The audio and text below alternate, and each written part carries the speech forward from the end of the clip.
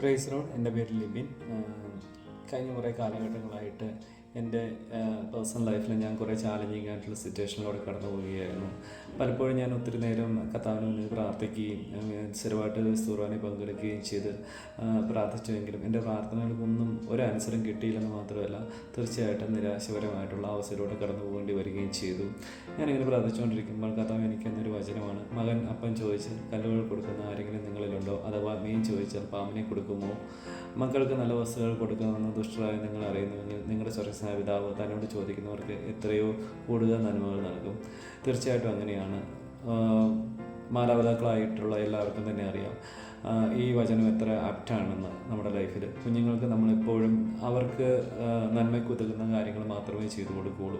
അവരിത്ര ശാഠ്യം പിടിച്ചാലും നമ്മൾ തീർച്ചയായിട്ടും അത് അവർക്ക് നന്മയ്ക്കുള്ളതല്ലെങ്കിൽ തീർച്ചയായിട്ടും നമ്മളത് ചെയ്തു കൊടുക്കുകയില്ല, അല്ലേ? അതുപോലെ സ്വർഗ്ഗസ്ഥനായ പിതാവും പല പ്രാർത്ഥനകളും അവഗണിക്കുന്നുണ്ടെങ്കിൽ അത് നന്മയ്ക്കുള്ളതല്ല എന്ന് നമ്മൾ മനസ്സിലാക്കുക. നിരന്തരം കർത്താവിനോട് പ്രാർത്ഥിക്കുക. ഒരുപക്ഷെ കുറച്ച് നാളുകൾക്ക് ശേഷം നമുക്കത് തീർച്ചയായിട്ടും മനസ്സിലാക്കുകയും അന്ന് നമ്മൾ കർത്താവിനെ കൂടുതൽ സ്നേഹിക്കാൻ ഇടവരികയും ചെയ്യും. Ave Maria. Praise Lord.